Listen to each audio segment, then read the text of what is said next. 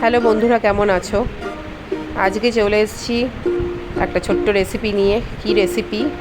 এখানে রয়েছে মাশরুম, কিছু ভেজিটেবলস। তো মাশরুমগুলোর মধ্যে তো প্রচণ্ডই নোংরা থাকে, তোমরা জানবেই। তো মাশরুম না ধোয়ার আগে আগে মাশরুমের উপরে একটা স্তর থাকে, ওটাকে ছাড়িয়ে নেবে, ছাড়িয়ে তারপরে ধোবে আর কাটবে।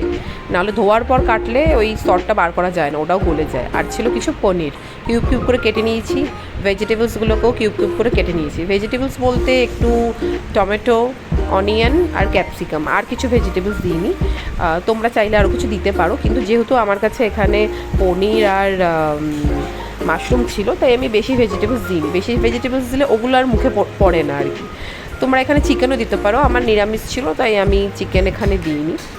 তো প্রথমেই আমি ভেজিটেবলসগুলো কড়াইতে হালকা তেল দিয়ে তাতে ভাজি।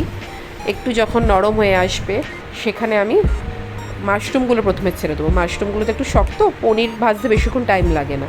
তো তোমরা চাইলে মাশরুমগুলো একটু গরম জলও বয়েল করে নিতে পারো। আমি নিইনি, কারণ আমি খুব ভালোভাবে প্রথমের উপরের স্তরটাকে ছাড়িয়ে ভালোভাবে ধুয়ে নিয়েছিলাম, তাই আর আমি আলাদা করে বয়েল করিনি। তো মাশরুম দেওয়ার পর মাশরুমটা যখন একটু নরম হয়ে আসে আমি পনিরটা দিয়ে দিই।